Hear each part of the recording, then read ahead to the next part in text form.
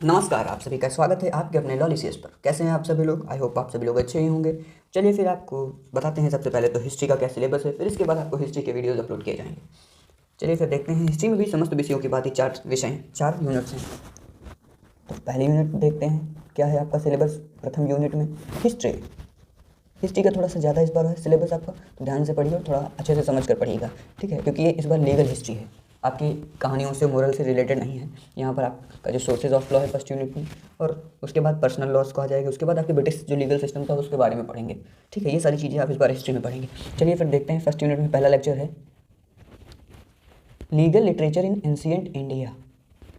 Literature in ancient India. ये आपका 2 types में था, एक स्मृति में था और एक बताइए श्रुति में था। तो श्रुति वाले पहले पढ़ लेंगे आप, यानी कि जो आपका वेदास हैं, धर्मशास्त्र हैं, धर्मशास्त्र हैं, धर्मसूत्र है और अर्थशास्त्र। ये आप स्मृति, ये सब आपके जो लीगल एंशिएंट हैं, ठीक है। तो उसके बाद इसी का ये फर्स्ट टॉपिक था, इसी का फर्स्ट सेकंड सब टॉपिक है स्मृति और उनके स्मृतिकार। स्मृतिकार जैसे कि आपके मनु हो गए, मनुस्मृति, याज्ञवल्क्य स्मृति, नारदा स्मृति, बृहस्पति स्मृति और आपके बौद्धायन। लास्ट है आपके कात्यायना। और उसके बाद आपका थर्ड टॉपिक है इसमें ट्रेडिशन और कस्टम। इसको आप एक सेकंड नेम भी दे सकते हैं, sources of Hindu law.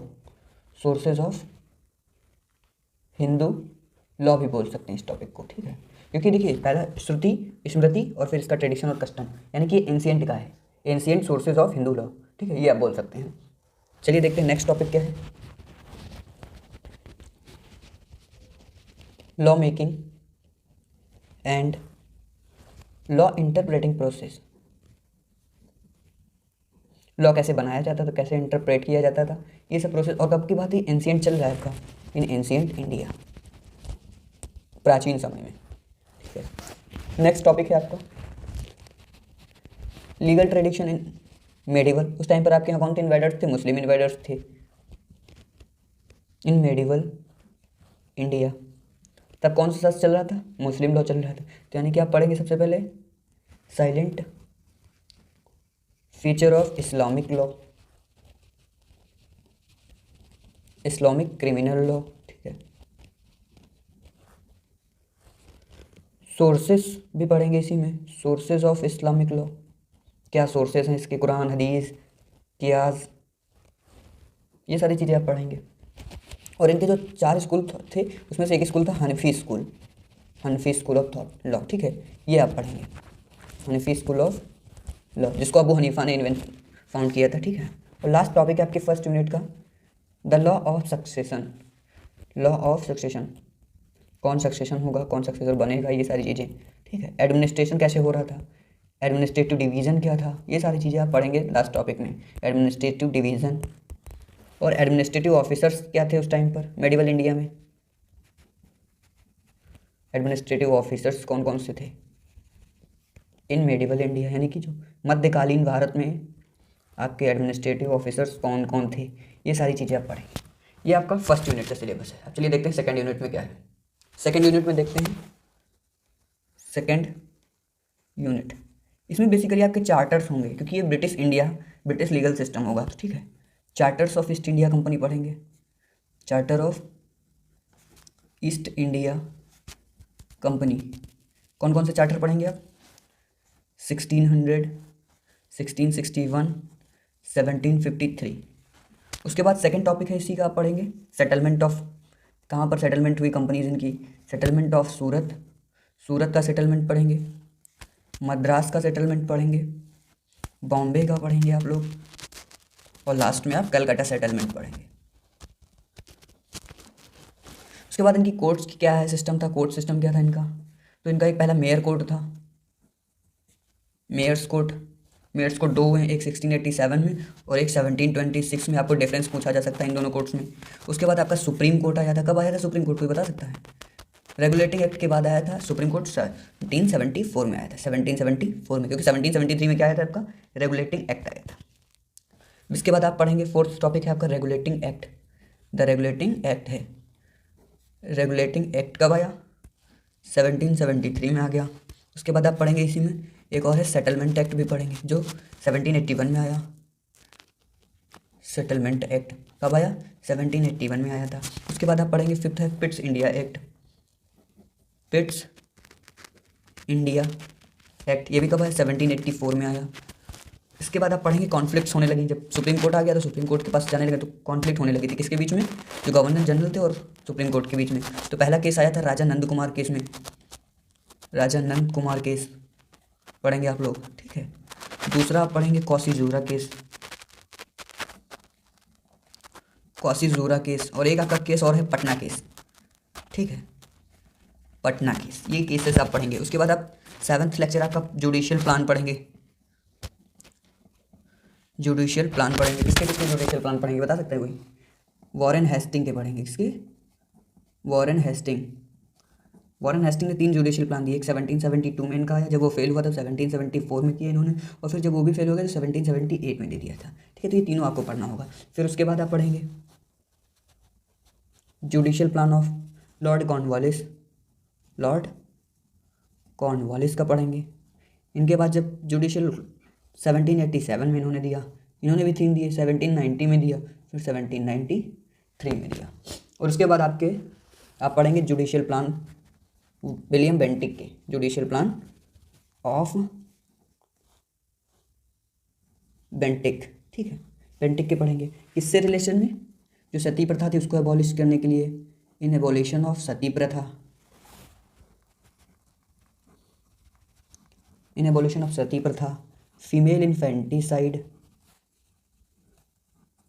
Female infanticide, ठीक है, और एक ह्यूमन मानव बलि जो दी जा रही थी, ठीक है, उसके सुधार के लिए इन्होंने, विलियम बेंटिक ने बहुत सारे रिफॉर्म्स किए थे, ठीक है। चलिए आप देखते हैं थर्ड यूनिट में क्या है। थर्ड यूनिट आपकी रिलेटेड है personal development of personal laws से, ठीक है। यूनिट 3 जो आपकी है वो रिलेटेड है आपकी, पहला टॉपिक है आपका डेवलपमेंट ऑफ पर्सनल लॉज,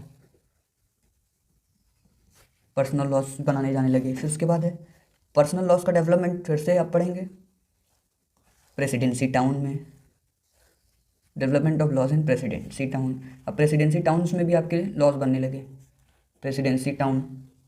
उसके बाद आपका थर्ड टॉपिक होगा इसमें सिविल लॉज भी बनने लगे। अब डेवलपमेंट ऑफ सिविल लॉज कहाँ पर, प्रेसिडेंसी में, इन प्रेसिडेंसी। और किसको रेफरेंस लेकर के, with reference to equity, justice and good conscience, and good conscience, ठीक है। अब आपका थर्ड टॉपिक क्या है इसमें, कोडिफिकेशन ऑफ लॉज होने लगे, लॉज बनने लगे, कोडिफिकेशन ऑफ लॉज। उसके बाद आप पढ़ेंगे इसी में चार्टर, एक और आया था, चार्टर ऑफ 1833 पढ़ेंगे। फर्स्ट लॉ कमीशन पढ़ेंगे, 1853 के बाद फर्स्ट लॉ कमीशन आया। उसके बाद हाई कोर्ट कब बनाया गया, स्टेबलाइजमेंट ऑफ हाई कोर्ट पढ़ेंगे।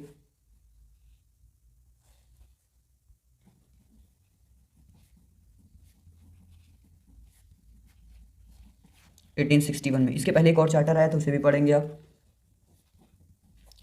Charter of 1853। और इसी के बाद आपका आया सेकेंड लॉ कमीशन, इसे भी पढ़ेंगे आप, ठीक है। और उसके बाद आप पढ़ेंगे अप्रेजल ऑफ प्रिवी काउंसिल, यानी कि प्रिवी काउंसिल के बारे में पढ़ेंगे। फेडरल कोड पढ़ेंगे। और रेशियल डिस्क्रिमिनेशन भी स्टार्ट हो चुका था उस टाइम पर ब्रिटिश लीगल सिस्टम में, ठीक है। रेशियल डिस्क्रिमिनेशन भी पढ़ेंगे आप, रेशियल डिस्क्रिमिनेशन इन ब्रिटिश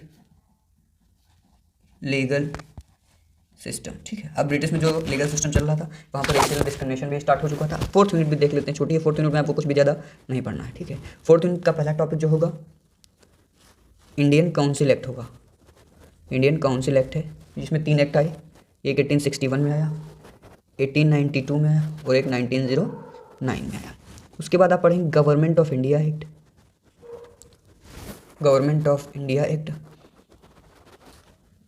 1919 में आया और एक आया 1935 में, 1935 में।